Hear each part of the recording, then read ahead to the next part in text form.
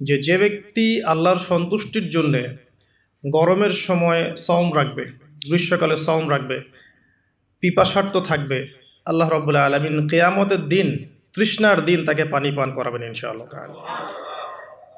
এরপর একটা হাদিস আছে যেটা হচ্ছে জান্নাতের দরজার ওয়াদা। রাসূলুল্লাহ সাল্লাল্লাহু আলাইহি ওয়াসাল্লাম ইরশাদ করেছেন, জান্নাতে একটা স্পেশাল দরজা আছে যার নাম রাইয়ান। কিয়ামতের দিন শুধুমাত্র এই দরজা দিয়ে রোজাদারদেরকেই প্রবেশ করানো হবে। যখন তারা প্রবেশ করবে এই দরজা বন্ধ করে দেওয়া হবে, তাদের পরবর্তীতে এই দরজা দিয়ে কেউ প্রবেশ করতে পারবে না। হাদিসটা সহিহ বুখারীর মধ্যে এসেছে, মুসলিমে এসেছে 1152 নম্বর হাদিস।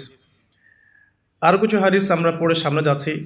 নবী করিম সাল্লাল্লাহু আলাইহি ওয়াসাল্লাম ইরশাদ করেছেন যে সওম এবং কোরআন, আমি আবারও বলছি, রমাদান মাসে কোরআন নাজিল হয়েছে। আর এই হাদিসেও এসেছে সওম এবং কোরআন কিয়ামতের দিন বান্দার পক্ষে সুপারিশ করবে। সওম বলবে, ইয়া রব, হে আমার রব, আমি তাকে খাবার এবং যৌন প্রবৃত্তি থেকে বিরত রেখেছিলাম, অতএব তার ব্যাপারে আমার সুপারিশ কবুল করুন।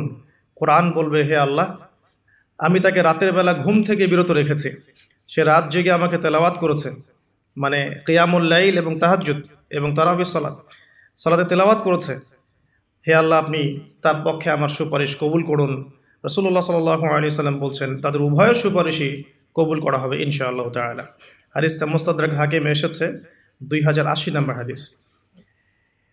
আরেকটা বিখ্যাত হাদিস যেটা আপনারা সবাই জানেন, যে মান সামা রমাদান ঈমানান ওয়া ইহতিসাবান গুফিরা লাহু মা তাকদ্দামা মিন যামবিহি।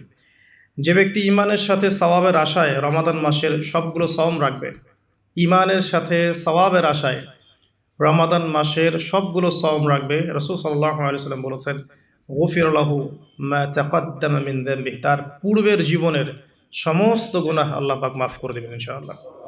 অন্য হাদিসে এসেছে, যে ব্যক্তি রমাদান মাসের সওম রাখবে দিনের বেলা এবং রাতের বেলা কিয়ামুল লাইল করবে বা তারাবির নামাজ পড়বে বা তাহাজ্জুদ আদায় করবে, গুফিরা লাহু মা তাকদ্দামা মিন যামবিহি, তার পূর্বের সমস্ত গুনাহ আল্লাহ পাক মাফ করে দিবেন। রোজাদারের আনন্দের মুহূর্ত সম্পর্কে হাদিসে এসেছে যে আবু হুরায়রা রাদিয়াল্লাহু আনহু থেকে বর্ণিত আছে, নবী করিম সাল্লাল্লাহু আলাইহি ওয়াসাল্লাম বলেছেন যে রোজাদারের জন্য দুটা আনন্দের মুহূর্ত আছে যখন সে আনন্দিত হবে। তার প্রথমটা হচ্ছে যখন সে ইফতার করে, এবং দ্বিতীয়টা হচ্ছে যখন সে তার রবের সাথে সাক্ষাৎ করবে, মিলিত হবে। এই দুটো সময়ে আল্লাহ রাব্বুল আলামিন তাকে আনন্দিত করে দিবেন ইনশাআল্লাহ তাআলা। অন্য বর্ণনা এসেছে যে যখন সে আল্লাহর সাথে মিলিত হবে বা আল্লাহর সাথে সাক্ষাৎ করবে কিয়ামতের দিন, আল্লাহ পাক তাকে এত পুরস্কার দিবেন যাতে সে আনন্দিত হয়ে যাবে ইনশাআল্লাহ আযজা ওয়া জাল্লা। হাদিসটা বুখারীতে এসেছে 1904 নম্বর হাদিসে।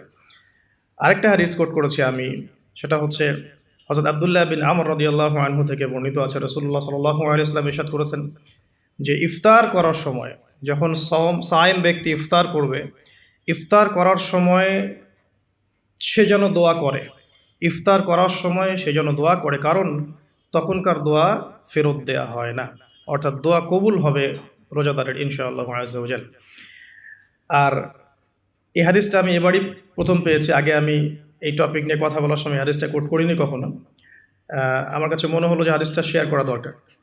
হাদিসটা এসেছে মুসনাদ আহমদের মধ্যে 23,070 নম্বর হাদিস, যে হযরত আব্দুল্লাহ ইবনে আব্বাস রাদিয়াল্লাহু আনহু থেকে বর্ণিত আছে, রাসূলুল্লাহ সাল্লাল্লাহু আলাইহি ওয়াসাল্লাম ইরশাদ করেছেন যে মাসের 3টা সওম, এক মাসের 3টা সওম আমরা যেটা রাখি, মাসিক 3টা সওম আইয়ামে বীজের, এবং বছরের এক মাসের সওম অর্থাৎ রমাদান মাসের সওম, এই দুটো কাজ মানুষের অন্তরের রোগ, মনের যে রোগগুলো আছে, স্পেশালি এখানে লেখা আছে মনের রোগের মধ্যে স্পেশালি হিংসা বিদ্বেষ দূর করে দেয়, যেটা এখনকার জেনারেশনের জন্য খুব বেশি ইম্পর্টেন্ট।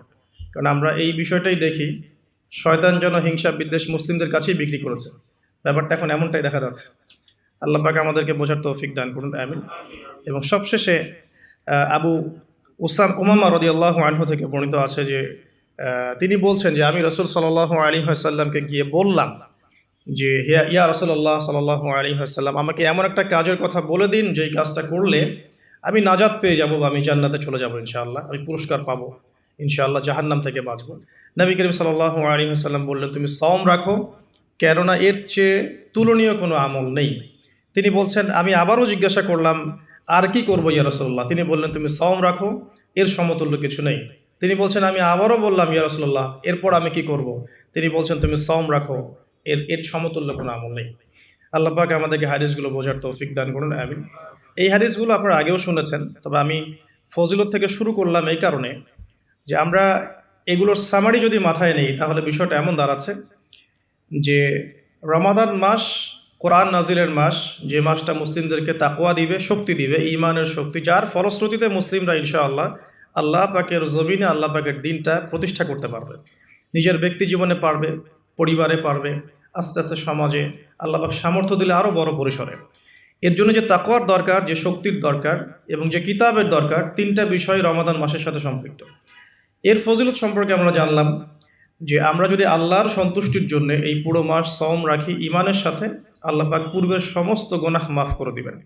আমরা জানলাম রোজাদারের মুখের গন্ধ আল্লাহর কাছে মিশক আম্বরের চেয়ে বেশি প্রিয়। আমরা জেনেছি এই মাসে কোরআন নাজিল হয়েছে। আমরা জেনেছি রোজাদারদেরকে রাইয়ান নামক দরজায় প্রবেশ করানো হবে। নবী করিম সাল্লাল্লাহু আলাইহি ওয়াসাল্লাম স্পেশালি নসিহত করছেন, তুমি সওম রাখো, এর চেয়ে সমতুল্য কোনো আমল নেই। এটা আমাদের হিংসা বিদ্বেষও দূর করবে। এরকম অসীম ফজিলতপূর্ণ এই মাসে কিভাবে আমরা এটাকে ইফেক্টিভ রমাদান হিসেবে কাটাতে পারি, এটাই চ্যালেঞ্জ।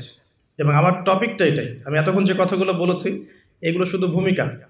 আমি মূল জায়গায় এখন যাচ্ছি যে কিভাবে আপনি এবং আমি রমাদান মাসের এই পুরো সময়টাকে ইফেক্টিভলি কাজে লাগাতে পারবো, যাতে করে এই উদ্দেশ্যগুলো অ্যাচিভ করা যায়। উদ্দেশ্যগুলো মাথায় রাখবো। ওই ব্যক্তি হতভাগা যে ব্যক্তি রমাদান মাসকে পেয়েছে কিন্তু গুনাহ মাফ করাতে পারেনি, এই হাদিসটা মাথায় রাখবো। আর ফজিলতের হাদিসগুলো মাথায় রাখবো। কিয়ামুল লাইলের ফজিলত, রমাদানের সওম রাখার ফজিলত, রাইয়ান নামক দরজা, জান্নাতের উঁচু মাকাম, আল্লাহর কাছে সুপারিশ করা, এগুলো মাথায় রাখছি। মূল উদ্দেশ্য হচ্ছে ইফেক্টিভলি রমাদানকে কাটানো, যাতে করে তাকওয়া অবলম্বন করা যায়, তাকওয়া অর্জন করা যায়। অনেকেই শুনেছি তাকওয়া, আল্লাহ ভীতি, আল্লাহর নিষেধকৃত বস্তুগুলো থেকে দূরে থাকা, কিন্তু অর্জন করার মাধ্যমগুলো কি, কোন কোন কাজগুলোর মধ্য দিয়ে অর্জন করা যায়, এটা কিন্তু আমরা খুব একটা আলোচনা করি না। আমরা ইফেক্টিভ রমাদানের প্রথম যে কাজটার কথা লিখেছি, আমি নোট করেছি এখানে মোটামুটিভাবে 20টার কথা। তো আমি স্টার্ট করছি এখান থেকে। ইফেক্টিভ রমাদান শুরু হবে কিন্তু আমাদের আজকে মানে সন্ধ্যার পর থেকে আর কি। আমরা নিশ্চয়ই পশ্চিমা সংস্কৃতির মতো রাত 12টার সময় রাত দিন কাটাই না। আমরা জানি আমাদের রাত এবং দিন শুরু হয় সূর্য ওঠা এবং ডোবার সাথে সম্পৃক্ত। সূর্য ডুবে গেলেই আমরা এখন রমাদানে প্রবেশ করছি। আমরা দোয়া করি আল্লাহর কাছে, আল্লাহ পাক যেন আমাদেরকে সুস্থ শরীরে রমাদানের সমস্ত সওমগুলো রাখার তৌফিক দান করেন এবং রমাদান মাসটাকে ইফেক্টিভলি কাটানোর তৌফিক দান করেন। আমরা আমাদের চেষ্টাগুলো অব্যাহত রাখবো, বাকিটা আল্লাহ রাব্বুল আলামিন কবুল করার মালিক। আল্লাহ পাক চাইলে অল্প আমলেই নাজাত হয়ে যাবে ইনশাআল্লাহ আজ্জা ওয়া জাল। শুরুটা হবে মূলত তারাবি দিয়ে। আসলে আজকে আমরা তারাবি দিয়ে শুরু করছি। প্রথম যে কাজটা আমরা শুরু করছি রমাদান মাসে, সেটা তারাবি কেন্দ্রিক। তো আমরা সবাই চেষ্টা করব প্রথমত যে তারাবির সালাত জামাতের সাথে পড়ার জন্য, এবং তারাবির সালাতটাকে বর্তমান প্রচলিত 3G 4G সালাতের মতো না করা এবং সালাতের মধ্যে সৌন্দর্য নিয়ে আসা। আমরা যেটা করি রমাদান মাসে, ফেসবুক, ইউটিউবিং বা লেকচারগুলো সবখানে একটা বিষয় কমন উঠে আসে, সেটা হচ্ছে 8 রাকাত না 20 রাকাত, যেটা নিয়ে আমি কোনো কথা কখনোই বলবো না ইনশাল্লাহ। অ্যাটলিস্ট আমার পক্ষ থেকে এরকম কোনো কথা আপনারা শুনবেন না। আমরা এখানে একটা শব্দ ব্যবহার করতে চাই, সেটা হচ্ছে নামাজের কোয়ালিটি। আপনি 8 রাকাতই পড়েন আর 20 রাকাতই পড়েন, আমি বলবো যে নামাজের কোয়ালিটিটা কেমন হয়েছে। কোয়ান্টিটি নিয়ে আমার কোনো মাথা ব্যথা নাই। নবী করিম সাল্লাল্লাহু আলাইহি ওয়াসাল্লামের যে 8 রাকাতের হাদিসটা আনা হয়েছে, 8 রাকাত বা 11 রাকাতের হাদিসটা সহিহ বুখারী থেকে আয়েশা রাদিয়াল্লাহু আনহার উদ্ধৃতি দিয়ে, সেই নামাজের সৌন্দর্য সম্পর্কেও কিন্তু কথা এসেছে। আয়েশা রাদিয়াল্লাহু আনহা বলেছেন, তুমি আমাকে সেই নামাজের সৌন্দর্য সম্পর্কে জিজ্ঞেস করো না। হাদিসের কথাটা কিন্তু এমন ছিল, তুমি আমাকে, রাবিকে আয়েশা রাদিয়াল্লাহু আনহা বলছেন, তুমি আমাকে এই নামাজের সৌন্দর্য সম্পর্কে জিজ্ঞেস করো না। তিনি কিয়াম করলেন, প্রথম রাকাতেই 1 পারা 2 পারা 2.5 পারা কোরআন পড়ে ফেললেন এবং রুকু করলেন। রুকুতে ততক্ষণ থাকলেন যতক্ষণ তিনি কিয়ামে ছিলেন। রুকু থেকে উঠে ততক্ষণ দাঁড়িয়ে থাকলেন যতক্ষণ রুকুতে ছিলেন। সিজদায় গিয়ে ততক্ষণ থাকলেন যতক্ষণ তিনি দাঁড়িয়েছিলেন। তার পা ফুলে যেত। আমরা রাকাত সংখ্যা নিয়ে ঝগড়া করি, কিন্তু তিনি অল্প রাকাত নামাজের যে দলিল, সেখান থেকে আমরা কোয়ালিটি নিয়ে কথা বলি না। আদৌ কি আমরা এভাবে 8 রাকাত নামাজ পড়ছি যেভাবে রাসূলুল্লাহ সাল্লাল্লাহু আলাইহি ওয়াসাল্লাম পড়েছেন? তো রাকাত সংখ্যাটা বড় কথা নয়, বড় কথাটা হচ্ছে যে আমাদের নামাজের কোয়ালিটিটা কতটুকু হচ্ছে, নামাজের ধীর স্থিরতা কতটুকু হচ্ছে, কতটুকু কোরআন তেলাওয়াত করছে, রুকু সিজদা কত লম্বা করছে। আমি জানি এখানে আমরা তার মতো করে করতে পারবো না, এটা আমি জানি, কিন্তু কিছু পরিবর্তন আমরা আনতে পারি। আমি প্র্যাকটিক্যাল সে কথাগুলো বলবো ইনশাআল্লাহ। যেমন নর্মালি আমরা নামাজ দাঁড়িয়ে হয়তো সূরা ফাতিহা পড়ি, সূরা ফাতিহা পড়ার পরে আমরা একটা সূরা মিলিয়ে পড়ি। আমরা রমাদান মাসের সওমে একটা সূরার জায়গায় আরও কয়েকটা সূরা মিলিয়ে পড়তে পারি। আপনার কিয়ামটা কিন্তু লম্বা হবে। হয়তো আপনি হাফেজ নন, কিন্তু আপনি চাইলে কিন্তু কয়েকটা ছোট ছোট সূরা একসাথে পড়তে পারেন, যাতে করে আপনার টাইমটা কিন্তু লম্বা হচ্ছে, আপনার কিয়ামটা লম্বা হচ্ছে। এবার আপনি রুকু করছেন, রুকুতে গিয়ে আমরা সাধারণত একটা তাসবিহ পড়ে ফেলি, সুবহান রাব্বিয়াল আযীম, সবাই এটাই পড়ি, ম্যাক্সিমাম মানুষ 3 বার পড়ে আমার জানা মতে। রমজান মাসে আপনি এটাকে সৌন্দর্যমণ্ডিত করতে পারেন, আপনি চাইলে আরও একটা তাসবিহ অ্যাড করতে পারেন, সুবহানাকা আল্লাহুম্মা রাব্বানা ওয়া বিহামদিকা আল্লাহুম্মা গফিরলি, এটা একটা তাসবিহ আছে। অথবা সুবহুন কুদ্দুসুন রব্বুল মালাইকাতি ওয়ার রূহ, এটা অ্যাড করতে পারেন। আপনি কিন্তু আরও এক্সট্রা 2টা তাসবিহ অ্যাড করলেন, আপনার রুকুটা লম্বা হলো, নামাজটার মতো সৌন্দর্য বাড়লো। আমরা উঠে দাঁড়িয়ে অনেক সময় সামি আল্লাহু লিমান হামিদা বলেই আমরা চলে যাই সিজদায়। আমরা কিন্তু ওখানে রব্বানা ওয়া লাকাল হামদের পরেও হামদান কাসীরান তাইয়িবান মুবারাকান ফীহি বলতে পারি, সময়টা বাড়লো, রুকুটার সৌন্দর্য বাড়লো। সিজদায় গিয়ে আমরা যা করি সুবহান রাব্বিয়াল আ'লা 3 বার বলি, উঠে চলে আসে। অনেকে হয়তো 3 বারের জায়গায় 5 বার, 7 বার, 10 বার অনেকে এভাবে বলি। কিন্তু আমরা এই রমজান মাস থেকে নিয়াত করতে পারি, চেষ্টা করতে পারি যে সিজদায় গিয়ে আমরা একাধিক তাসবিহ পড়লাম এবং কমপক্ষে 1-2টা দোয়া হলেও সিজদায় করলাম। আল্লাহুম্মা আতিনা ফিদ দুনিয়া হাসানা ওয়া ফিল আখিরাতি হাসানা ওয়া কিনা আযাবান নার। এই দোয়াটা জানে না এমন কোনো মানুষ কিন্তু নাই। আর নবী সাল্লাল্লাহু আলাইহি ওয়াসাল্লাম বলেছেন, সিজদায় মানুষ আল্লাহর এত কাছে থাকে যত কাছে সে কখনোই থাকতে পারবে না। তো আমরা সিজদায় দোয়া করলে সিজদার সময়টা বাড়লো, নামাজের সৌন্দর্য বাড়লো। আমরা নবী সাল্লাল্লাহু আলাইহি ওয়াসাল্লামের মতো পা ফোলানো নামাজ না পড়তে পারলেও অ্যাটলিস্ট নামাজের টাইমটা বাড়াতে পারলাম, সৌন্দর্য বাড়লো। এটাই হচ্ছে কিন্তু মূল বিষয় তারাবির সালাতের। কত লম্বা সময় ধরে আমি আল্লাহর সাথে কথোপকথন করতে পারি। আমরা তাশাহুদ দরুদের পরে দোয়া মাসুরা পড়ে অনেকে সালাম ফিরিয়ে ফেলি। এখানে কিন্তু আরও দোয়া করার সুযোগ আছে। স্পেশাল আল্লাহুম্মা ইন্নী আউযু বিকা মিন আযাবিল কবরি ওয়া আযাবি জাহান্নাম ওয়া মিন ফিতনাতিল মাহইয়া ওয়াল মামাত ওয়া মিন শাররি ফিতনাতিল মাসীহিদ দাজ্জাল। এই দোয়া কিন্তু করার কথা জোরভাবে হাদিসে এসেছে যে তোমরা 4টা বিষয় থেকে আশ্রয় চাও। এছাড়াও কিন্তু আপনি সালাম ফেরানোর আগে যে কোনো দোয়াই করতে পারছেন কোরআন এবং সুন্নাহ থেকে। নামাজটা লম্বা হলো, নামাজে আপনি আল্লাহর সাথে বেশি কথা বলতে পারলেন, নামাজের মধ্যে প্রশান্তি পাওয়া গেল। এভাবে নামাজ পড়ার পরে দেখবেন 2 রাকাত নামাজ পড়লে আপনার মনের মধ্যে শান্তি চলে আসছে। অথচ 3G 4G স্পিডে আপনি 10 রাকাত 20 রাকাত নামাজ পড়লে কিন্তু মনের মধ্যে শান্তি পাচ্ছেন না। মূল বিষয়টা কিন্তু এই জায়গায়। তো প্রথমে স্টার্টটা হবে আমাদের তারাবি থেকে আজকে। আর তারাবির সালাত যে ইমাম পড়াবেন, আমি অবশ্যই রিকোয়েস্ট করব তিনি যেন খতমই পড়ান। কারণ রমজান মাসে যদি কোরআন খতম না দিই তাহলে আমরা কোন মাসে কোরআন খতম দিব?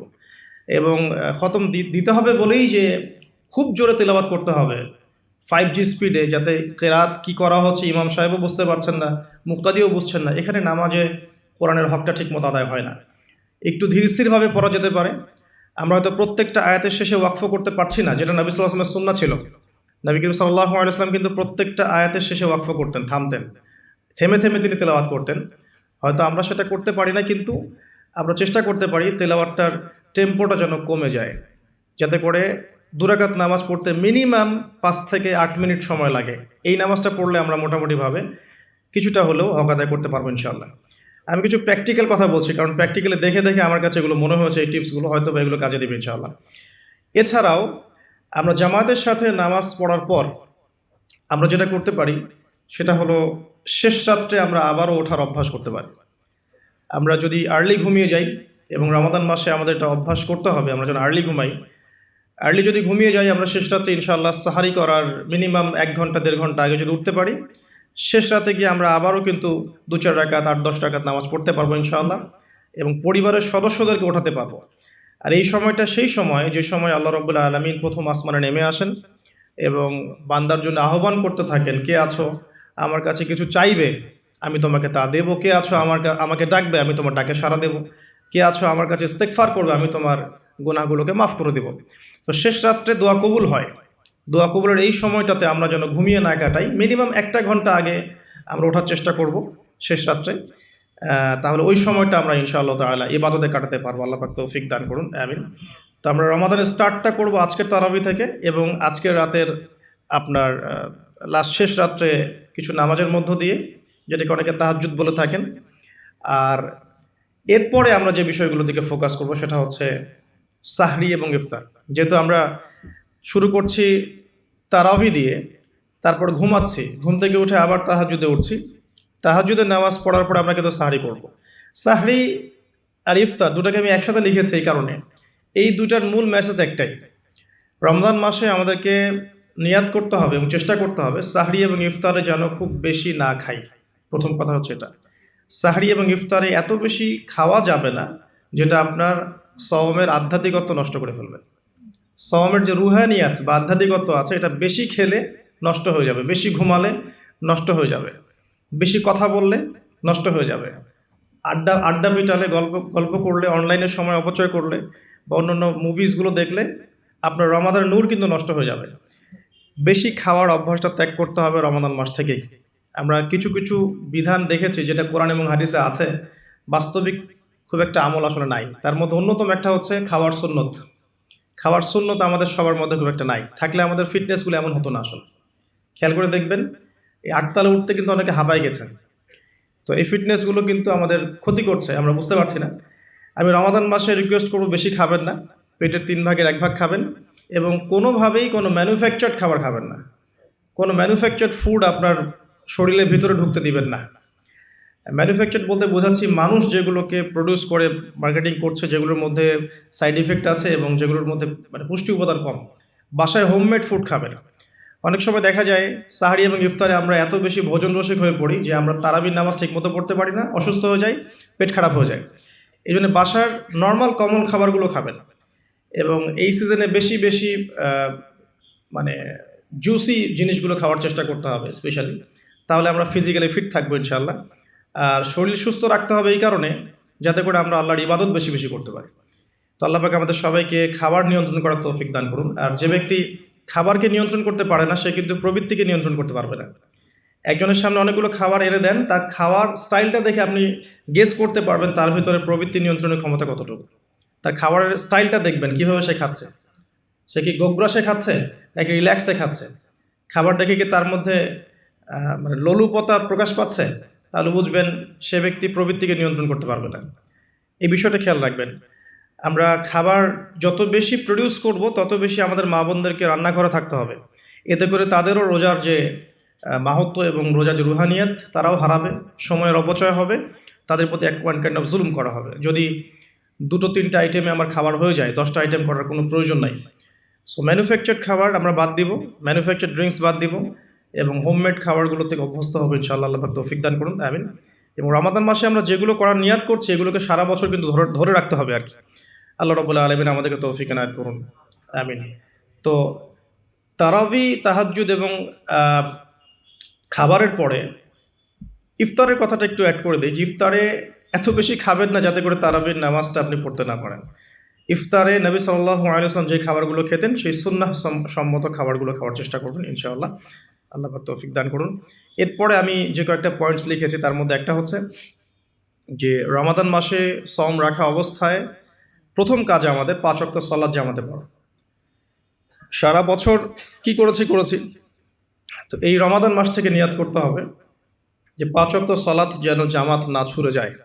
এটা যারা লোকাল তাদের জন্য খুব প্রযোজ্য, যারা মুসাফির তাদের হয়তো ছুটতে পারে। যদি ছুটেও যায় একা একা পড়ে ফেলতে হবে, যদি সম্ভব হয় বাসায় জামাত করা যেতে পারে যদি ছুটে যায়। রমাদান মাসে 5 ওয়াক্ত সালাত জামাতে পড়লে অন্যান্য মাসের যে নেকি তার চেয়ে মিনিমাম 70 গুণ নেকি বেশি হবে ইনশাআল্লাহ। আর জামাত একটা ঐক্য দেয়, একটা পরিচিতি হয়, হৃদ্যতা ভালোবাসা বাড়ায়। একটা মুসলিম কমিউনিটির মধ্যে জামায়াতের গুরুত্ব অনেক বেশি, জামায়াতের সাথে নামাজ এই বিষয়টার গুরুত্ব অনেক বেশি। আমরা রমজান মাসে অ্যাটলিস্ট এই মাসে অভ্যস্ত হই যাতে করে আমাদের রমাদানের 5 ওয়াক্ত সালাত জামাতটা ছুটে না যায়। আল্লাহ পাক তৌফিক দান করুন, আমিন। স্পেশালি ফজরের সালাত এবং এশার সালাত এই দুটো জামাত যেন কোনোভাবেই না ছুটে যায়। আল্লাহ পাক আমাদেরকে তৌফিক এনায়েত করুন, আমিন। ফরজগুলো আদায়ের পাশাপাশি এরপরে আমি নোট করেছি রমাদান মাসে ডেইলি 12 রাকাত সুন্নাহ আদায় করার চেষ্টা করা উচিত।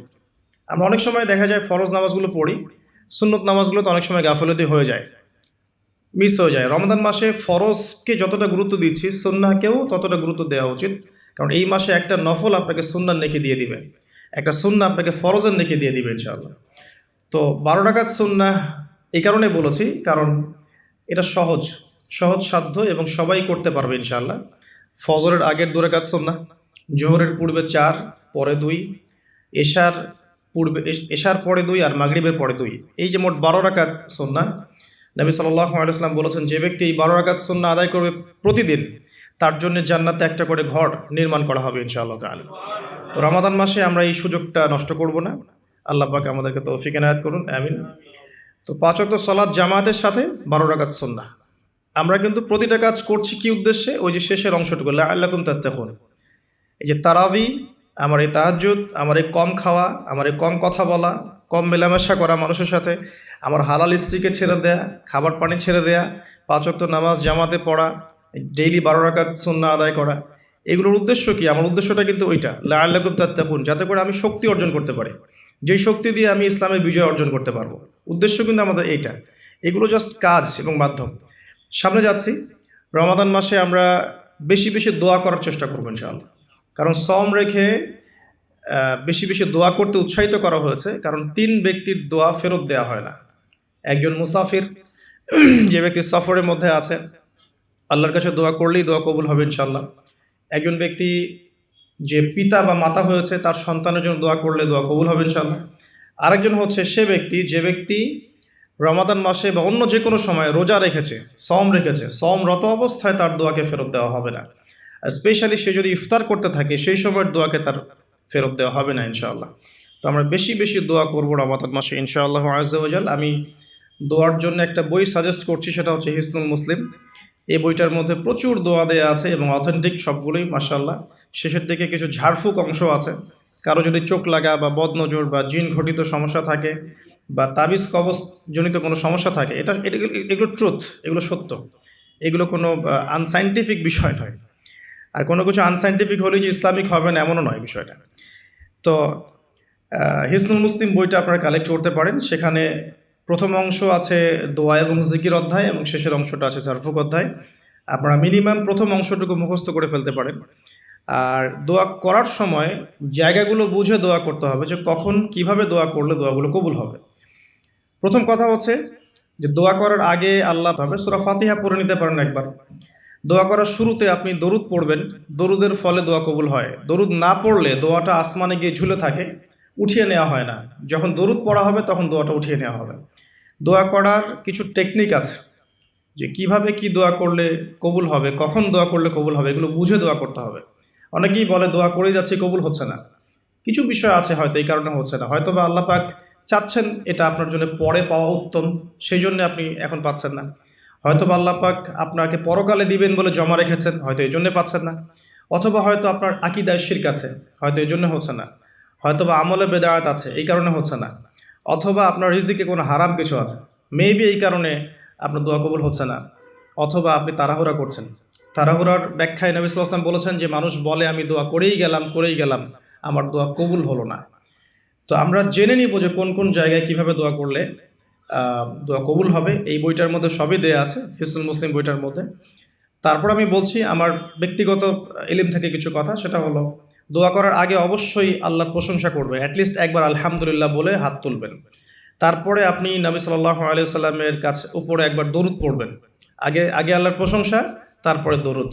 এরপরে আপনি নিজের পাপের ক্ষমা চাবেন। আগে আপনি পাপ করেন বা না করেন, আগে বলবেন রব্বিক ফিরলি, আল্লাহ আমাকে মাফ করবে, পাপ করেন বা না করেন।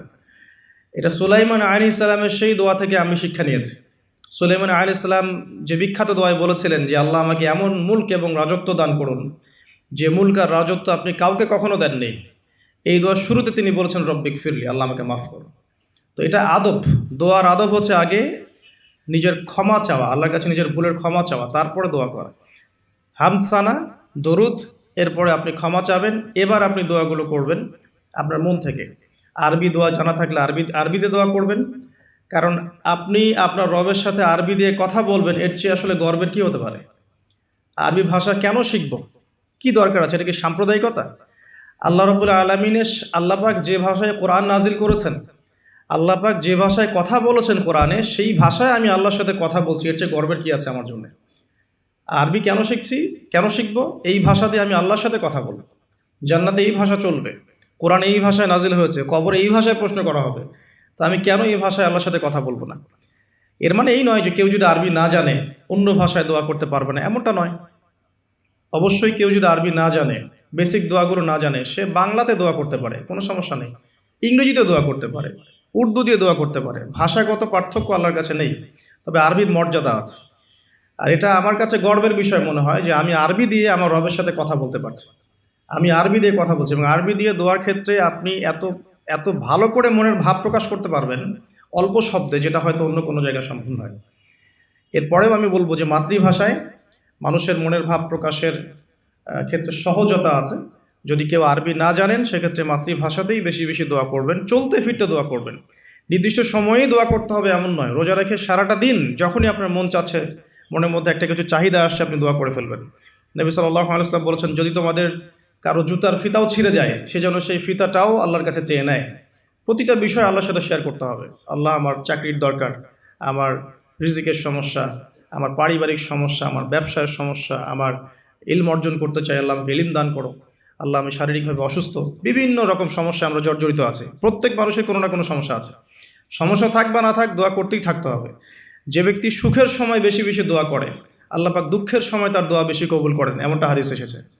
যে ব্যক্তি সুখের সময় ভালো আছে, এখন আমার ফিজিক্যাল আমি ফিট, এখন আমি আল্লাহ পাকের অসীম নিয়ামতের মধ্যে আছি, বাড়ি গাড়ি টাকা টাকা করি, আত্মীয় স্বজন, স্ত্রী সন্তান সবই আছে, আমার কোনো কিছুর অভাব নাই, এরকম সুখের সময় যে ব্যক্তি বেশি বেশি দোয়া করবে, ইস্তেগফার করবে, ক্ষমা চাবে, আল্লাহ পাক দুঃখের সময় সেই বান্দার পাশে থাকবেন ইনশাআল্লাহ। আর সবচেয়ে বড় দুঃখের দিন তো কিয়ামতের দিন, আল্লাহ পাক সেদিন ইনশাআল্লাহ আমাদের সাথে থাকবেন ইনশাআল্লাহ তাআলা। দোয়ার আগে এই আদবগুলো মেনটেন করবেন। বাংলা ভাষায় দোয়া করেন যদি আরবি না জানেন, আর আরবি জানার দিকে আমি বেশি জোর দিচ্ছি, আরবি জানলে বেশি ভালো হয়। হিসনুল মুসলিম বইটা সাজেস্ট করলাম, এবং দোয়া করার কিছু টাইম আমি বলছি যে এই সময়গুলো আপনি বেশি বেশি দোয়া করতে পারেন। রোজা রেখে সারাদিন দোয়া করতে পারেন যে কোনো সময়, স্পেশালি নামাজের সেজদায়। স্পেশালি নামাজের সেজদায় একটা সেজদাও যেন বাদ না যায় যেখানে আপনি কোনো দোয়া করেন নাই। অ্যাটলিস্ট আপনি কিন্তু সেজদায় তাসবিহ পড়েই বলতে পারেন, আল্লাহুম্মা আতিনা ফিদ দুনিয়া হাসানা ওয়া ফিল আখিরাতি হাসানা ওয়া কিনা আযাবান নার, আল্লাহুম্মা আইন্নি আলা যিকরিকা ওয়া শুকরিকা ওয়া হুসনি ইবাদাতিক। যে কোনো দোয়া, আল্লাহুম্মা আনতাস সালাম ওয়া মিনকাস সালাম ফাহাইয়িনা রাব্বিনা বিস সালাম, আল্লাহুম্মা ইন্নী আসআলুকাল হুদা ওয়াত তুকা ওয়াল আফাফা ওয়াল গিনা। কত দোয়া আছে, রব্বি হাবলি মিনাস সালিহিন, আল্লাহুম্মা রব্বানা আতিনা ফিদ দুনিয়া হাসানা ওয়া ফিল আখিরাতি হাসানা ওয়া কিনা আযাবান নার, রব্বিরহামহুমা কামা রাব্বায়ানি সগীরা, রব্বানা আতিনা মিন লাদুনকা রাহমা ওয়া হাইয়্যি লানা মিন আমরিনা রাশাদা। প্রচুর দোয়া আছে, দোয়ার উপরে সেশন করা যাবে। আপনি সেজদায় বেশি বেশি দোয়া করেন, মিনিমাম একটা দুইটা তিনটা করে দোয়া করার চেষ্টা করেন। যদি আরবি না জানেন, আপনি নফল নামাজে, সুন্নত নামাজে বাংলাতেও দোয়া করলে ইনশাআল্লাহ কবুল হবে। আল্লাহ পাক সমস্ত ভাষায় বোঝেন ইনশাআল্লাহ তাআলা। সেজদায় দোয়া করেন বেশি বেশি। আমি সাজেস্ট করবো যে রমজান মাসে আপনি 2 আজানের মাঝখানে দোয়া করবেন। আজান হয়েছে, আজানের সময় দোয়া করলে দোয়া কবুল হয়ে যায়। আজান এবং একামতের মাঝখানে দোয়া করলে দোয়া কবুল হয়ে যায়। রমাদান মাসে লাইলাতুল কদর আছে, শেষ দশকের বেজর রাতগুলোর মধ্যে আমরা একে পাবো। যদি কেউ লাইলাতুল কদর পেয়ে যায়, সেই রাত্রে যে দোয়া করবে সে দোয়াগুলো কবুল হবে ইনশাআল্লাহ তাআলা। কাউকে ইফতার করানোর পর দোয়া করলে দোয়া কবুল হতে পারে ইনশাআল্লাহ। দান সাদাকা করার পর দোয়া করলে দোয়া কবুল হতে পারে ইনশাআল্লাহ। হয়তো বৃষ্টি হচ্ছে, আপনি বৃষ্টি দেখে দোয়া করলেন, দোয়া কবুল হবে ইনশাআল্লাহ। দোয়া কবুলের অনেক সময় আছে, অনেক মুহূর্ত আছে, অনেক আদব আছে, এগুলো আমি সাজেস্ট করে দিয়েছি। বইটার নাম হিসনুল মুসলিম, এই বইয়ের মধ্যে সব কিছু লেখা আছে, আপনারা একটু পড়ে নেবেন। আমি এখানে বেশি টাইম দিলে পরেরগুলো কভার করতে পারবো না। আল্লাহ পাক আমাদেরকে বেশি বেশি দোয়া করার তৌফিক দান করুন, আমিন। আর এরপরে রমাদান মাসে সওম রেখে আমরা বেশি বেশি জিকির করতে চেষ্টা করব। জিকির বলতে কি বোঝাচ্ছে? আল্লাহ রাব্বুল আলামিন তাকে ডাকার জন্যে, তাকে স্মরণ করার জন্যে যে বিষয়গুলো মাধ্যম হিসেবে দিয়েছেন, এগুলো প্রত্যেকটাই কিন্তু জিকির। সলাতও এক প্রকার জিকির, আমাদের কোরআন তেলাওয়াতও এক প্রকার জিকির। আমরা এইখানে জিকির বলতে যা বোঝাচ্ছি সেটা হচ্ছে ডেইলি কিছু জিকির আমরা করি, যেগুলোর মধ্য দিয়ে আমরা আমাদের জিহ্বাকে তরতাজা রাখবো, সিক্ত রাখবো। আমরা সবসময় আজে বাজে কথা বলার চাইতে এই কোরআনের কথা, হাদিসের কথা বা আল্লাহ পাকের তাসবিহ তাহলিল, এগুলোতে অভ্যস্ত হলে পরে দেখবেন রমাদানের সওমের আধ্যাত্মিকত্ব বাড়ছে ইনশাআল্লাহ। এটা আপনি প্রমাণিত যে আপনি 1 ঘন্টা অহেতুক কথাবার্তা বলেন কারোর সাথে, আপনার মনের নূরগুলো নষ্ট হয়ে যাবে। এবং আপনি 1 ঘন্টা চুপ করে থাকেন, দেখবেন চুপ করে থাকার ফলে আপনার মধ্যে অনেক চিন্তা আল্লাহর পক্ষ থেকে ইনস্টল হচ্ছে, ভালো চিন্তাও আসে আর শয়তানের পক্ষ থেকে খারাপ চিন্তাও আসতে পারে চুপ করে থাকলে। আর যদি আপনি বেশি বেশি জিকির করতে থাকেন, ফর এক্সাম্পল 100 বার সুবহানাল্লাহ, ফর এক্সাম্পল আলহামদুলিল্লাহ, আল্লাহু আকবার, লা হাওলা ওয়ালা কুওয়াতা ইল্লা বিল্লাহ, আস্তাগফিরুল্লাহ ওয়া আতুবু ইলাইহি, হাসবি আল্লাহ নি'মাল ওয়াকিল। আপনি বলছেন লা ইলাহা ইল্লাল্লাহ অথবা লা ইলাহা ইল্লাল্লাহ ওয়াহদাহু লা শারীকা লাহ, লাহুল মুলকু ওয়া লাহুল হামদু ওয়া হুয়া আলা কুল্লি শাইইন কাদির, সুবহানাল্লাহি ওয়া বিহামদিহি, সুবহানাল্লাহিল আযীম অথবা সুবহানাল্লাহিল আযীম ওয়া বিহামদিহি। এরকম প্রচুর জিকির দেয়া আছে, কিন্তু এই বইয়ের মধ্যে দেয়া আছে। এগুলো যদি নিয়ম করে করি, আমরা একটা সময় ফিক্স করে করি যে আমি এই 1 ঘন্টা ফজরের নামাজের পরে এই জিনিসগুলো করব, তাহলে কিন্তু আপনি আপনার রোজার মধ্যে ইফেক্টিভ বিষয়গুলো খুঁজে পাবেন। তবে আমি এটা সাজেস্ট করি যে আপনি চলতে ফিরতে এই কাজগুলো করবেন। ঢাকা শহরে আমরা যারা থাকি, আমরা জ্যামের সাথে অভ্যস্ত। আমি বলবো যে জ্যাম যেমন একটা আযাব আমাদের জন্য, আমরা মানে বস্তুবাদিতার পিছনে বেশি ছুটছি, তো আল্লাহ পাক এই জন্য আমাদের সময়টাকে খেয়ে ফেলছে। যে এত দ্রুত তুমি দুনিয়ার দিকে ছুটতে চাও, থাকো, বসে থাকো এখানে। যত বেশি ছুটবেন তত বেশি আল্লাহ পাক পিছিয়ে দিবেন। দুনিয়ার দিকে আপনি যত বেশি ছুটবেন, আপনাকে আল্লাহ পাক তত পিছিয়ে দিবেন। তবে মুমিনরা এটাকে নিয়ামত মনে করতে পারে। আপনি জ্যামে বসে 1 পারা কোরআন তেলাওয়াত করতে পারবেন। আমি চেষ্টা করি, জ্যামে বসে আছেন, আপনি এই তাসবিহ তাহলিলগুলো করতে পারেন। তাসবিহ একটা পকেটে রাখেন, আপনি বের করেন, জ্যামে বসে আছেন, 100 বার সুবহানাল্লাহ পড়তে আপনার 5 মিনিটও লাগবে না। 100 বার আলহামদুলিল্লাহ পড়তে পারেন বসে বসে, 100 বার আল্লাহু আকবার পড়তে পারেন, লা ইলাহা ইল্লাল্লাহ পড়তে পারেন, আস্তাগফিরুল্লাহ ওয়া আতুবু ইলাইহি 100 বার পড়তে পারেন, আল্লাহুম্মা সাল্লি আলা মুহাম্মাদ ওয়া সাল্লিম দরুদ পড়তে পারেন 100 বার। আপনি দেখবেন সময়টা কাজে লাগলো, আপনার কিন্তু সময়টা কাজে লাগলো, এবং আপনার মনের মধ্যে কিছু খারাপ চিন্তা চেতনা আসছিল, এটা দূর হয়ে গেল, মনটা শান্ত হলো, রিল্যাক্স থাকলেন, আল্লাহর নূর আসলো। এই কাজগুলোই একসাথে মিলে কিন্তু রোজাটাকে আপনার ইফেক্টিভ বানাবে। আর কি শুধুমাত্র না খেয়ে থাকাটা আপনাকে খুব একটা রুহানিয়াত দিবে না। আল্লাহ পাক আমাদেরকে বেশি বেশি জিকির করার তৌফিক দান করুন, আমিন। আমি তারপরে বলবো, সওম রেখে ইস্তেগফার করতে হবে বেশি বেশি। ইস্তেগফার মানে আস্তাগফিরুল্লাহ ওয়া আতুবু ইলাইহি, এবং শুধু মুখে বলা নয়, বরং আমি একটা পদ্ধতি অবলম্বন করার চেষ্টা করছি। আমার কাছে এটা ইফেক্টিভ মনে হয়েছে বলে শেয়ার করছি।